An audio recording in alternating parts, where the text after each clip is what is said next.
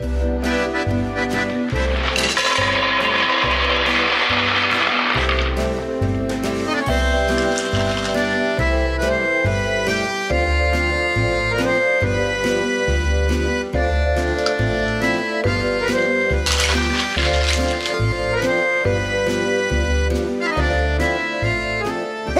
welcome to another board game breakfast. As you notice, we are a day late, and I apologize about that, but it's because we were at the UK Games Expo. So I'm going to talk a little bit about the UK Games Expo later on.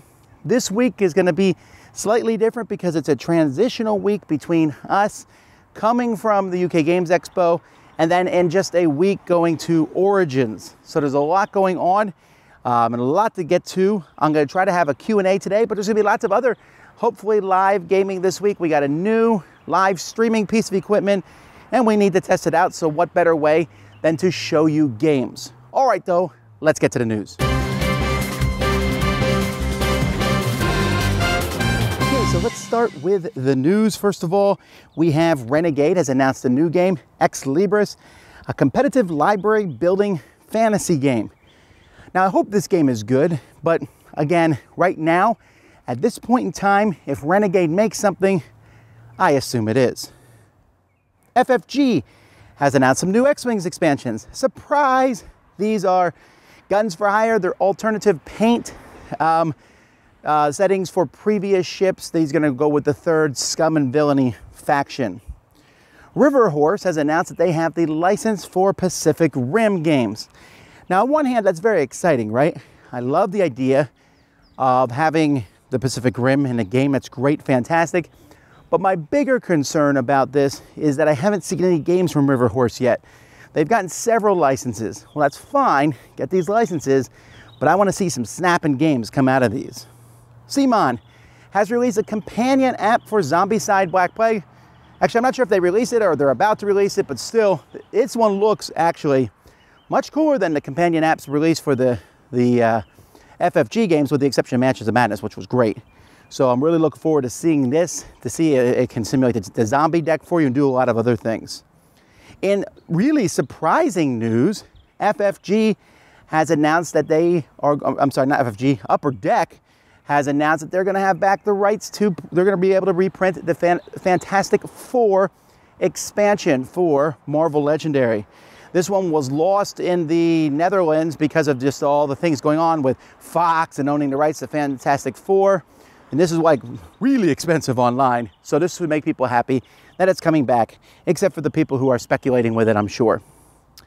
Cosmos has announced that there's going to be at least 7 more of these Exit the Games.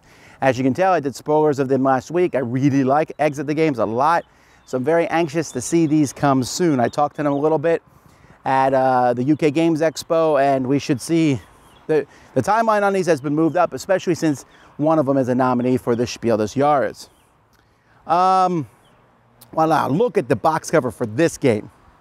This here, Betrayal at Baldur's Gate. This game is really going to probably sell a lot. Betrayal House on the Hill is one of the most popular games that Hasbro / Avalon Hill has done. Baldur's Gate is a very popular computer game. I love Baldur's Gate, well, the second Baldur's Gate. Really enjoyed them. But I'm concerned. My concerns are that the Betrayal House on Hill was riddled with errors. They did a second edition, still riddled with errors. They did an expansion, still errors. Come on, guys, we don't need errors in this one. But it's the same kind of thing. You go into something, one person's possibly a betrayer. I like the concept. I hope it's good. Speaking of Dungeons & Dragons, they also announced other things. We know that Tomb of Annihilation, this is a game from WizKids. This is the next one in that whole Wrath of Ashardlan series and things like that. With Kevin Wilson is the designer on this one. There's going to be multiple versions. WizKids told me they were surprised at how well the painted, upgraded version of Assault of the Giants did. So they're going to be continuing to do that in the future, which is great. If you don't like the paint minis like me, you can just get the better, nicer version. And finally, in game news, we have Asmodee has announced that they're going exclusive with Alliance. There are 5 main distributors that are out there. Alliance is probably the biggest. Well, with this move, they are the biggest. This following on the heels of CMON. Last week I talked about CMON putting an MAPP in play, a minimum advertised price in play. But more so than that, CMON also dropped 2 distributors and went down to 3, cutting out GTS, and I think Southern Hobby got cut. Now, GTS also doesn't have Asmodee. With GTS not having Asmodee or CMON Games, that's a pretty big blow to that distributing company. Alliance now has a huge hold over everyone else, and this also allows Fantasy Flight pretty much to control where their games go. Fantasy Flight / Asmodee North America. I'm not sure this is good for the hobby at all. But at the same time, I wonder if it might work itself out. We'll have to wait and see what happens. There's been exclusive arrangements Alliance in the past. Days of Wonder did it. Z-Man did it. I've talked to these companies. They have very good reasons why they go exclusive with these things. It's not great for the consumer, though. Lots of people are yelling about it, but let's wait and see what happens. All right. Well, on that cheerful note, let's get to the Kickstarter news.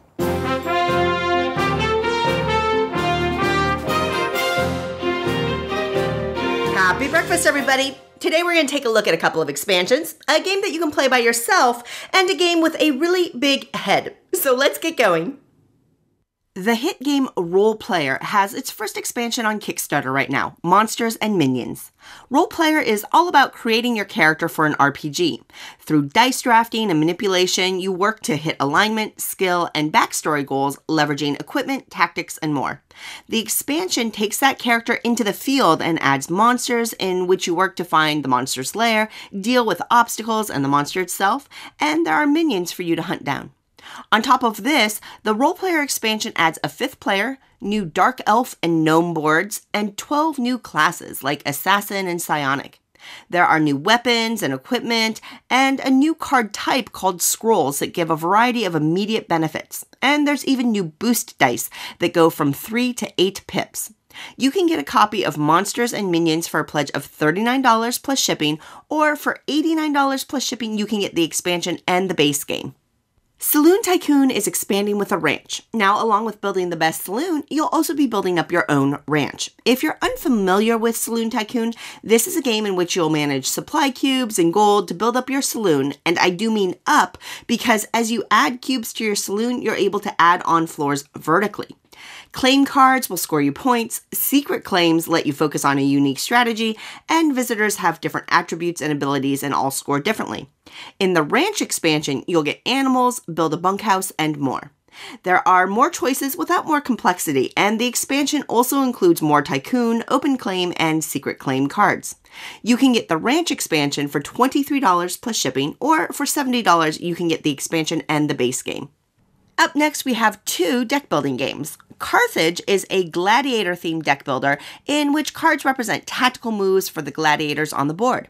This is a direct conflict beat-em-up game that has players competing for favor to improve their deck with thematic armor and abilities. In an interesting move, in a 3 to 5 player game, eliminated players can come back as arena beasts. Looking at the game, I kind of get a sense of Star Realms like deck building aggression combined with the tactical board battle element. Carthage features stylish art reminiscent of the comic book styling of 300, and you can get a copy for a pledge of $59 Canadian plus shipping. And Hand of Fate Ordeals is a deck building game that can be played cooperatively or competitively, and even solo. Based on the award-winning video game, Hand of Fate Ordeals has you adventuring for fame through 3 levels to find and fight the Jack, Queen, and King. Along the way, you'll visit and take advantage of locations and work to upgrade your character deck. As you improve, you'll gain cards that give you food, attack, effort, and other abilities. And with weapons, armor, and accessories, you can customize your character even further. Hand of Fate Ordeals also has a mechanism that allows you to prepare attacks ahead of time, letting you swing for really big battle hits. And winning battles earns you special currency for even more powerful cards. There are add-on expansion packs that include an additional miniature, a new campaign scenario, and more, each for $12. And you can get a base copy of Hand of Fate Ordeals for a pledge of $59 plus shipping. Deep Space D6 is a solitaire game of starship survival. The player takes on the role of the captain who must roll and allocate dice to handle the threats from the threat deck. The dice represent crew that you can assign to different ship systems, and if you can survive to fight off the boss, you win. The game includes 4 ships, each of which provides different abilities and challenges. Deep Space D6 is quick to set up and play, but provides interesting choices as you go. This campaign also offers the Endless expansion that offers all new threats, challenges, and upgrades. The game was available through a previous campaign and quickly became hard to get after it hit shelves. So if you own Deep Space D6, you can get the expansion for just $6, or you can get the whole base game for $20 plus shipping, and you can get both the base game and the expansion for $26 plus shipping. And last but not least, Headhunters is a miniatures tactical battle game with a truly unique presentation. Designed by Ben Chachowski and Danny Mendel, who you'll know as the designers of Legendary Encounters, Versus, and the World of Warcraft TCG, Headhunters is a card-driven game in which players each send their own headhunter into battle. Terrain tiles offer a variety of benefits and limitations, and as you move around those tiles, your opponent can try to take opportunistic swings. You'll be maneuvering for advantage and to take advantage of your card's melee and ranged attacks. As a character loses or gains health, they can gain or lose abilities and speed as well. And obviously, the toy factor in Headhunters is high. The figure's arms move and are shaped to hold accessories, and everything a single player needs to play is indeed stored in the head of the figure. Headhunters is a pretty light and quick game for a tactical battle game, and it has a stellar design pedigree. You do need 2 Headhunters to play the game, and while a single figure takes a pledge of $22 plus shipping, you can get a pair of figures of your choice for $40 plus shipping. Okay, that's all I've got for you this episode. Hopefully something caught your eye. And until next time, I hope you have a wonderful week.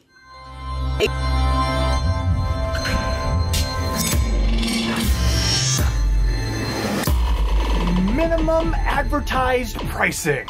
Everyone's doing it. Last month alone, 2 game publishing companies, Yellow and Simon, both introduced minimum advertised pricing policies in order to ensure that, quote, their product's perceived value in the customer's eyes would be enhanced. Yeah, that should totally do it. But what are minimum advertised pricing policies, or MAPs, and why do some believe that they are actually detrimental to the health of the board game industry? Well, in this 3-part series, we'll define what constitutes a MAP, and then I'll tell you why I think that they're great. Well, actually, I'll be pretending to tell you what I actually think while injecting unhealthy doses of sarcasm, contempt, and cynicism. Hey, just like Thanksgiving. Well, plainly put, it's a policy that dictates the minimum price at which a store may advertise a game, whether they be a physical or online retailer. For example, Yellow's MAP policy demands that stores advertise their games for no less than 20% lower than Yellow's suggested retail price. Which makes me wonder if I have misunderstood what suggested means all these years. So yeah, determining minimum price is simple. But what about the advertising portion of a minimum advertised price policy? What constitutes advertising? It's a pretty broad term. Well, fortunately, Yellow helpfully points out that their policy, quote, applies to all advertisements of all products in any and all media, including but not limited to flyers and posters and coupons and mailers, inserts, newspapers, magazines, and catalogs, television, radio, and public signage, as well as internet sites, social media sites, apps, and any other electronic media. Retailers can totally still sell games at lower than MAP prices. They just can't tell anyone about it. Which makes perfect sense, because neglecting to inform potential customers what price a product is being sold for is a smart economic move for all those who make their living selling things to potential customers. At least, that's what my granddaddy always used to say, before he declared bankruptcy.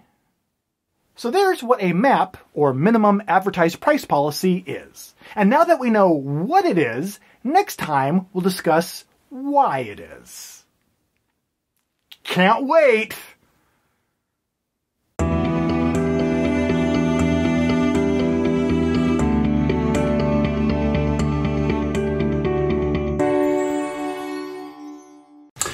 Hi everybody, welcome to Miniature World. Well, today's the big drawing. We actually have everything here and all set to draw. We're going to find out who won the cosplay contest. Now, for those of you out there that took a guess at it, some said Steam Boy, some said a few other things, but it was actually Arietta. Secret World of Arietta. She was Arietta and I was the Papa. There you go. So, that means whoever answered correctly had a chance to win a copy of Rune Wars. So, our winner is, if you're ready, it is Amanda Pine. P-Y-N-E. Congratulations, Amanda. If you send me an email at NovaPrime860, we'll get that out to you as soon as possible. And thank you so much for participating in that. Next week we'll get back to miniatures, but we gave away a miniature game, but it was just as fun anyways. So until next time, I'm Rob Orm. We'll see you next time on Miniature World. Hey, this is Mike with the Board Game Makeover. In this week's episode, I want to talk to you about deluxe board games. Board games are just better than the original, non-deluxe version of the board game, and I'm not talking about components on the inside. And I'm not talking about inserts, because we have excellent inserts to help you organize. I'm talking about the box and the outside. For example, when you used to own Clue, which many of you probably did you ever pick up Clue in the wooden box? Or how about Apples to Apples? See, the outside boxes are made of wood. And to me, that makes them a little more deluxe, a little more heavy, but a little more deluxe. And of course, how can you not have owned a box of golf?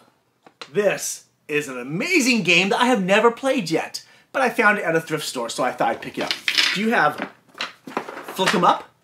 This is one of the first modern game wood boxes, in my opinion, that I own. One of the things that I like to do is I look for these type of boxes. These are games that are made deluxe bookshelf games, and I like to take them and convert a game that I play quite frequently, put it inside the box, make a nice insert on both, and then when it's up on the box, it's like, dude, I like this type of board game box because to me, it's a deluxe version of it. And one of my favorite abstract games is Enigma. This game is amazing if you don't mind the abstract puzzles, but it's very fun to play and we bring it out in our group quite a bit. Or how about if they were to offer you a generic deluxe box like this? It's a box that you open the front, everything's inside, it's bigger, but maybe you could slide a picture of your game inside this front panel and something on the back spine as well. So it goes right in your collection. Now this one's a little bit big, obviously, but I still like the concept behind something like this. What are your thoughts about deluxe boxes like that? Do you want more manufacturers to come out with those deluxe boxes, perhaps made of wood, so that they just look better, a little bit sturdier perhaps, they look good on your shelf? That's why I like them. And the downside is they are very heavy, but now you can tell everybody that you play heavier games. Do you do anything like this? Do you actually take the games out of a certain box and put them in a better box of some sort? Let me know in the comments below. Thanks for watching the Board Game Makeover. I'll see you next time.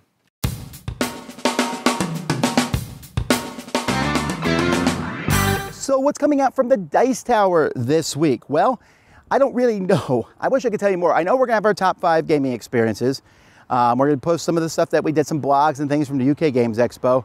And I'm gonna try to get a couple reviews up this week. And our contributors have reviews that they sent in that's going up. And we're gonna try to do live stuff. But honestly, I don't know what's coming up because we are not only putting stuff out this week, we are prepping to go to Origins next week. So just a really big time crunch. I will work as hard as I can. It is 7 o'clock in the morning right now as I'm recording this. Truly a board game breakfast because I want to get these things done. Also, I have jet lag, so I'm awake. Ah! But anyhow, I just posted another Dice Tower. Me and Eric talked about ghost games and should you play spooky horror games with kids, so look for that. Anyway, let's keep moving on.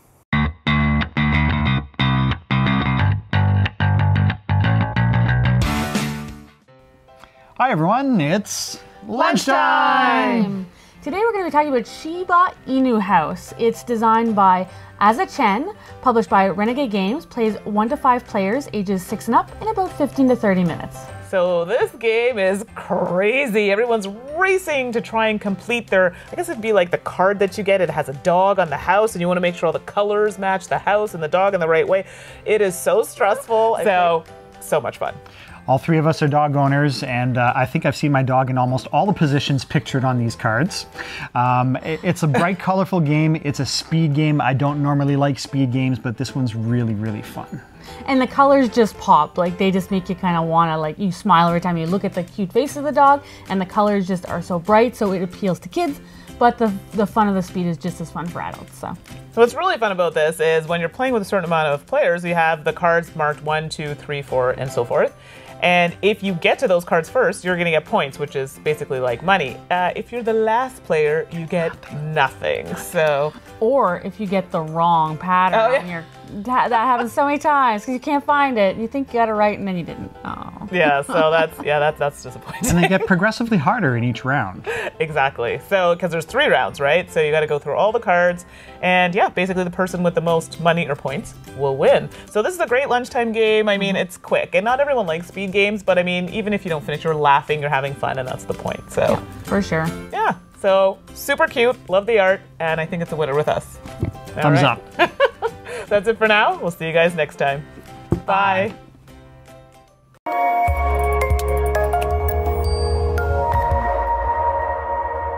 Hello everyone, my name's Annette, and you may know me as Netters Plays. And today on Applied Mechanics, I'm going to go ahead and ask people at KublaCon, which is a board gaming convention in the Bay Area of San Francisco, what their favorite board gaming mechanism is. So let's get to it.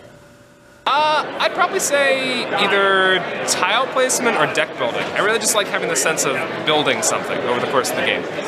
If I had to, I'd probably say take-that games. I really like screwing with people in general. My favorite game mechanism is dice rolling. Player take on the role of your Probably worker placement. Deck building. Having a trader. Multi-use cards, when you could use them for victory points or spending money or actions. The players versus the game itself.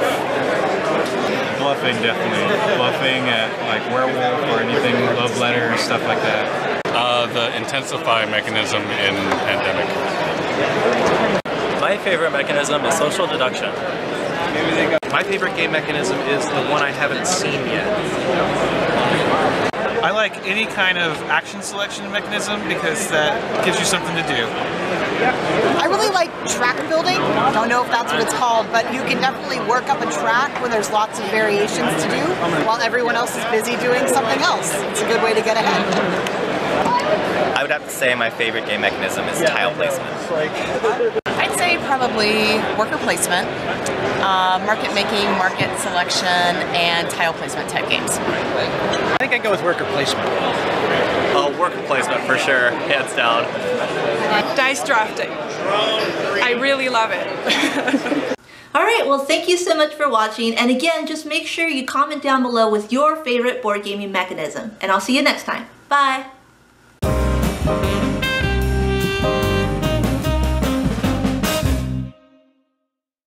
All right, folks, let's take a look at some more shelves here. We have a whole shelf here of Descent. This is everything for Descent. I might be missing some lieutenants. At this point, if they release more lieutenant packs, I'm probably going to skip them because you only need so many lieutenants. But I am very curious to see how this stays in my collection as I'm playing more and more Gloomhaven over Descent. But this still has really big plastic monsters, has a Dungeon Master, so I still really like it. It's here. This is Dominion. This is not my Dominion. I have all my Dominion in a much larger box somewhere else, but this has all the pieces and all the rules for Dominion. I just have the cards in another box. Conquest of the Planet Earth, this is a great game. Many people often ask me, what do you think of Flying Frog Productions? And I'm like, their stuff's okay, I guess, but I really like Conquest of Planet Earth Apocalypse. This is a cooperative game where there's a cooperative and competitive game, whatever. But the cooperative game where you're working together to fight humans as aliens coming in and destroying them, but the humans have superheroes and tanks fighting against you. It's really fun. Domain, this is a great game from Klaus Teuber from Settlers of Catan fame, but it is fantastic. I highly recommend you're trying to control different regions and then kind of spill into other people's regions. Really cool pieces too, considering how old it is. And Project Elite. Yes, the miniatures are not that great for this game, but this game is amazing. It's one of my favorite games. I love this. It's a real-time roll dice as fast as you can, move guys around and just blow up aliens. Aliens, blowing them up all over the place. So much fun. So that's what's on the shelf this week.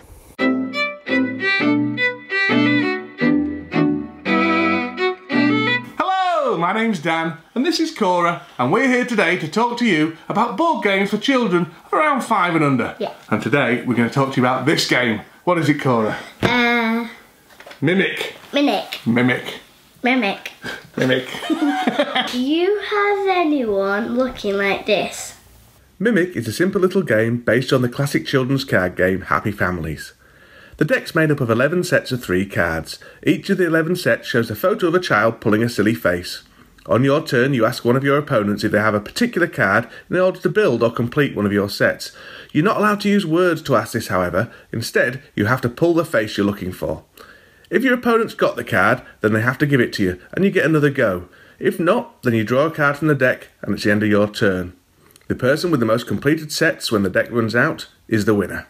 So, Cora, what do you think about Mimic? I like it. Why do you like it? Because you get to do funny faces. What kind of funny faces? Could you give me an example? I like it too. It's basically Happy Families. There's nothing more to it than that. And it's not wonderful with 2 players, because Happy Families is better with more players.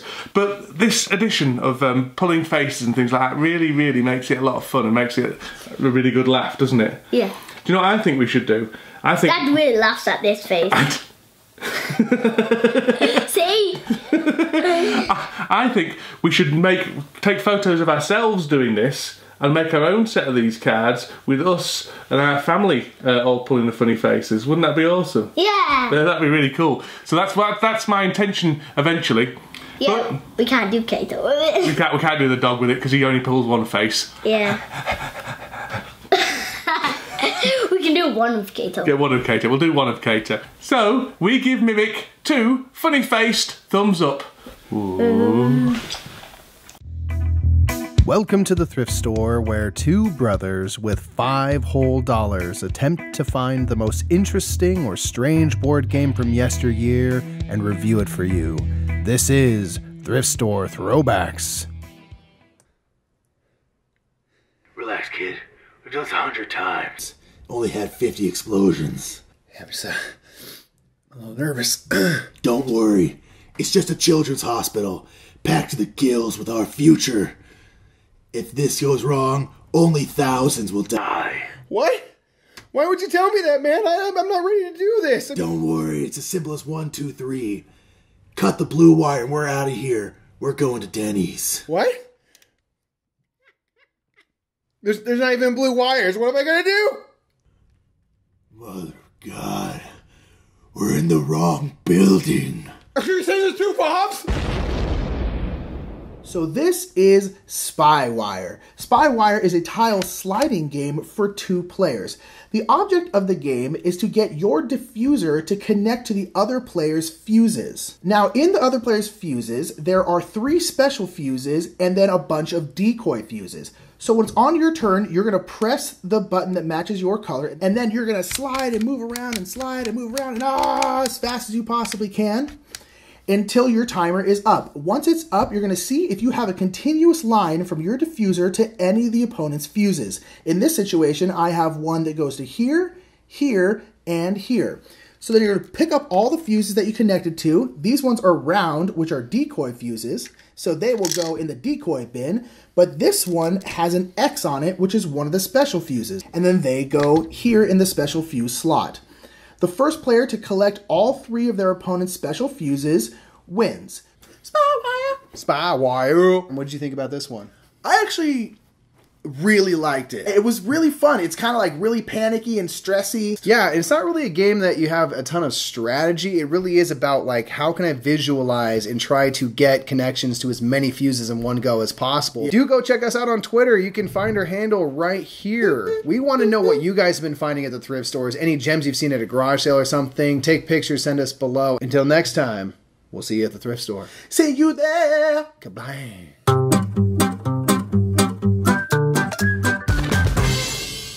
Hey folks, today I want to talk to you a little bit about the UK Games Expo. Fantastic time we had there. They said that there was 16,500 people who showed up, making them the third largest specifically tabletop convention in the world, because their numbers have surpassed Origins, or at least until next week when Origin has their numbers. Maybe Origin's numbers will get higher. First of all, a huge thank you from me to each one of you for coming by the booth and saying hi. So many people came by and said hi. So many people dropped off gifts. We got so much Iron Brew. We could not drink it all, but we drank a lot. And we got biscuits and candy and so many things. We really appreciate everybody who came by. And even if you came by and all you did was just say hi, we really appreciate that. We got to play games with people. I'll be straight up, folks. My favorite place to play games with people is in the United Kingdom. It is so much fun. Everyone is trash talking each other and having a great time. No matter where they come from the United Kingdom, it just seems so much fun. And I had a great time playing games with everybody. Also, there was lots of stands there, tons of Kickstarter stuff. Maybe too much Kickstarter stuff compared to everything else that is in the at the fair. But overall, just a great selection of things. Now, some people complained, I saw online, some people complained that it was too crowded. Obviously, those folks have never been to Gen Con or Essen, because this was not nearly as crowded as those. But I definitely could feel the crowds. I'm hoping they have more room for open gaming. Open gaming was very tight at some points. I saw people playing games on the floor in the hotel. They definitely need some more room there. Our shows that we did there were so much fun. We did the top 5 exciting experiences there of our lives when it comes to gaming. And it may be my favorite top 10 list thing that we've ever done. Not because of anything that I said, but just because there were some really touching moments. And we're hoping that the sound is good and that you will be able to hear hear it so we can post it online. So hopefully that's coming up. Now, the UK Games Expo, there was not a ton of new releases there. There was many new releases there, and it's not yet a convention I think that people are going to come to and say, hey, this is where the big releases come out. However, I think that that's around the corner. And I think that the UK Games Expo can be a place where people just go and play games. Also, it's in the UK, so you guys have a great place to go. It was, just to clarify, again, we were asked this, do we have a good trip? We did. Did we enjoy the United Kingdom? We love it. We got to see a lot of different things, and we have some blogs coming out this week about that. Did we, how does it compare to American conventions? Just as good, if not better, than the American conventions. And will we come again? I hope so. I hope that we can come again. It was a lot of fun. We like games that went by so fast, and now we're back here already getting ready to go to the next convention. Whew. All right, well, those are my thoughts on the UK Games Expo. A fantastic convention, I had a lot of fun. It has some growing pains, obviously. Moving into a bigger, having more and more people come is going to, cause that to stretch. But the organizers are the most organized people I've met ever running any convention, period. They're responsive. They work well. It is like a well-oiled machine. I mean, and it puts every other convention I've ever been to shame on how well it's put together. All right, convention season is upon us. Huzzah! Let's keep moving.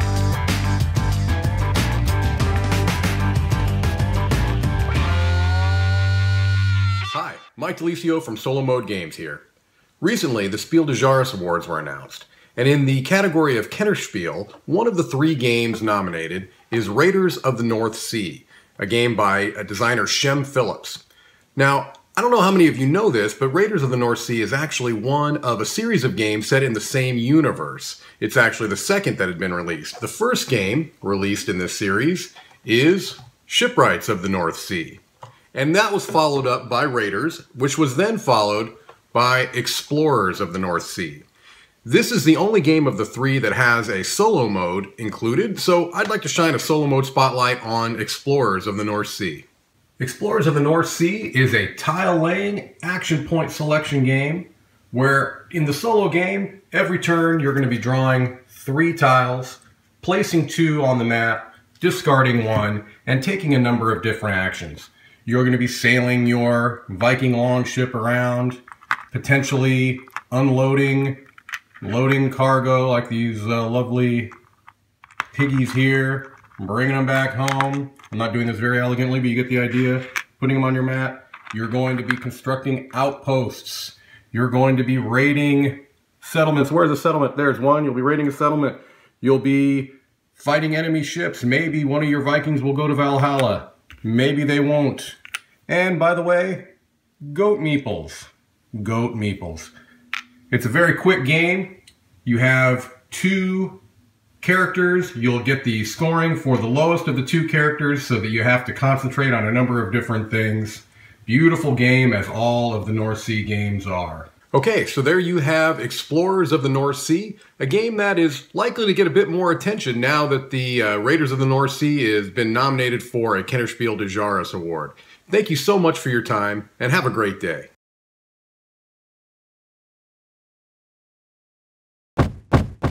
Hi, this is Gary Pope from Late to the Table. This is another segment of What Should I Get, where we basically go on the board game subreddit on Reddit. We go to What Should I Get post, and we basically suggest games for people. So, let's go ahead and start. Darno is looking for a game that plays up to 6 players and has a lot of conflict and strategy. It can also be played in an evening. Now, for this one, I'll suggest 2 games. For 5 players and under, I would keep it with Comet, but right at 6 players, I'd go with Game of Thrones. Ocean's Persona wants a 3 to 7 player game that lasts about 30 to 60 minutes, and it roughly under $40 if possible. I would suggest Citadels, Mission Red Planet, One-Eyed Ultimate Werewolf, and also Room 25 Ultimate Edition. Puing is a single mom whose go-to second player is their 9-year-old son. They're just basically wondering about 2-player games that could work between both of them. So for this one, I would go with some 2-player classics such as Patchworks and Carcassonne, but if you'd like to work together on some nights, I would definitely Pandemic and Hanabi. Electric Blue has noticed that they have no dexterity games in their collection, would like to round it out. But you probably want one of the best ones on the market right now, definitely go with Junk Art. If you want almost like a family heirloom one, go with Crokinole. If you want a surprise 2-player hit that's a bit smaller than Crokinole, then go with Clask. And if you're looking for portability, or if you're playing with a lot of kids, definitely go with Rhino Hero. Xenosys wants a complicated game, but one of the things is that they want to keep it under an hour and a half, which is a little bit hard to find. Now for this one, I'll suggest a few games. I'll suggest Matayanai or Innovations. Also, I'd suggest Agricola if you could keep the player count low and the turns quick. Manhattan Project, because the game ends so quickly, it actually could end in an hour and a half at full player count. And the last one, just because in terms of how many characters there are and how many different terms of interactions there can be, BattleCon. And that was another episode of What Should I Get? Be sure to post your questions on the board game subreddit on Reddit under the What Should I Get mega thread that's usually there. It's a daily post at this point. And this was Gary Pope from Late to the Table, and I hope you're enjoying your breakfast.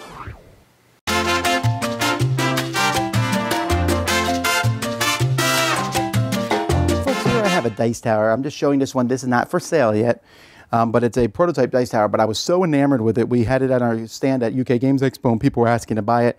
I want to try to get these made for the dice tower, maybe for one of our fundraising projects. But when you drop the dice in, you can see here, as you're dropping this in, it's one of the most satisfying dice towers I've ever rolled, where they just come out the bottom, and these pieces here, they flip back and forth. And I just want to show you guys this because it's so neat. Ah, isn't that cool? So made of translucent plastic, has to be put together, but, well, I mean, and you'll probably not take it apart once it's together, but wow, do I like this dice tower. So, well, once we have more information on these dice towers in the future, I'll talk more about it later.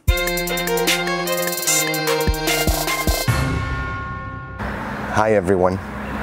Exactly 1 year ago, I was traveling to the UK Games Expo, and meanwhile I was talking about a very important vote that was about to happen in England.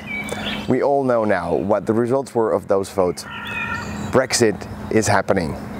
Today I'm making that same voyage, following my footsteps to a country that again has a major vote coming up. The United Kingdom general election of 2017 is held on June 8th. And if the results were gonna shock the world again, well, I guess we have to find out. This week I am following someone else's footsteps, traveling from country to country. This week I am playing The Voyages of Marco Polo. In The Voyages of Marco Polo, players are retracing the footsteps of Marco Polo. It is basically a worker placement game where every player has 5 dice that you roll at the beginning of a round, and then you allocate these dice to certain actions. The many pips on a dice determine the strength of that action. And of course, that's a good thing. The higher it is, the better your action can be. But if you are not the first person to choose that action, then you have to pay coins for every pip on that dice. And money is very hard to come by. The best way to gain points in the game is by fulfilling orders using resources and camels. But you can also go the other way, the way of traveling. Traveling in this game is just like in the 13th century, very hard and very expensive. And if you want to go that route, it really asks for some dedication. The game offers a lot of different elements, and the combination of dice rolling, resource gathering, worker placement and variable player powers leaves me wanting to play this game more and more. It is a very meaty game and one that I really enjoy. So my recommendation for this week, coming straight to you from the UK Games Expo, The Voyages of Marco Polo. Have a great week, everyone. I'm Chris Renshaw from the Boards and Swords podcast, and welcome to Roleplaying. Everyone, I'm here with Jordan at Trotta's Hobbies in Barnegat, New Jersey, and so what would you recommend for someone that's interested in RPGs? They play a lot of board games, but they've never tried a board game. What's a good way of transitioning somebody into that? You know, Chris, there are a few different branching games that you could use to work your way into an RPG. One of the games that I found would help some players break into an RPG is called Imperial Assault. Star Wars Imperial Assault. It is a fantasy flight game. It is a miniatures board game. There's two different ways to play it. There's a campaign mode where you play as rebel heroes trying to fight against Imperials, and there's a game mode called Skirmish where you can build different lists with different units, and you can fight them with each other, or you can fight against each other. Now, obviously, the campaign one is if you're wanting to. Yes, the campaign is going to be the real gem there if you're trying to branch into an RPG. It really has a lot of interesting character progression. With the way that you can choose upgrades for your characters, and you can buy different equipment, and you can really set a very specific path for your character as you go through a campaign. And you also get that feel of like the GM player dynamic a little bit, because one person's playing the Empire. Yes, one player is like your dungeon master, or in the game's case, they call them the Imperial player. They control all Imperial figures in the game, and then the rest of the players, up to an additional 3, can play as rebels. Awesome. Awesome. Well, thank you very much. Absolutely. And if you guys are ever in the central to southern New Jersey area, come by and check out. There's a lot of great stuff here, and everyone's been super helpful. So, thanks. Absolutely. No problem. Hello and welcome to another episode of The Best and the Worst here right on the Dice Tower Network with Tom and all his friends. And today we are talking about Not Dice, a heavy baby. Let's take a look what I like on it and what's not. My favorite part on Not Dice is by far this puzzle aspect. So it's really cool when you roll your dice. In some variants you roll your dice, there are billions of variants in it, and then you try to do the best out of your dice roll. It's really tempting, you really wanted to play it again. The negative factor is sometimes with dice rolling is when you roll the dice and it doesn't show up what you really need. Yeah, you could be screwed up by that a little bit. Not too much. The good part on that is this variant I'm talking about is 15 minutes to 20 minutes, so you can easily play it again and try to do it better. But if you do it 3 times in a row, it's probably frustrating. However, puzzling, I mean, making a game to puzzle is always, in my opinion, something good, because you wanted to solve a puzzle, right? That was my favorite part on Not Dice. And see you next week here on the Dice Tower Board Game Breakfast. My name is Niels. Bye-bye. So, UK Game Expo has been and gone. And it was exhausting, frankly. Just exhausting. I am very tired. What was the game of the con? I don't know. Century Spice Road was really popular. Unlock. But does it matter? Really? Because in some ways, conventions that size are pretty much just one trip to a big giant game shop. I mean, it's a great shop, but there's nowhere you can look at almost any time without someone trying to suck your attention out of you like some kind of horribly needy puppy. You are a monster. I love you. But unlike a lot of human civilization, which is, let's face it, awful, the expo is kind of different, where everyone seems to be, like, friendly, I guess? I mean, most people are either smiling or looking into the near distance in a vague sense of desperate exhaustion. But still smiling a little bit. Like that episode of The X-Files where Mulder and Scully go to that little, like, gated community and everyone in the street's really friendly, but it turns out they're not friendly at all. Monsters. So in this very self-serving segment of Dead Last, I just kind of wanted to say thank you to everyone that I met at the expo, because you were all super nice and probably not monsters. Though there's no way to be certain. People are good? Is that my point? I've changed. And that's it for another board game breakfast. Again, sorry it's late, but next week should be on time. I'm hoping there's like news between this week's and next week. We'll have to wait and see. Anyway, until next time, I'm Tom Basso, and you've been watching Board Game Breakfast. See you at my Q&A that I'll do sometime today. Bye. Thanks for watching Board Game Breakfast. Tune in each week for your daily dose of gaming goodness with Tom Vassell and all the gang.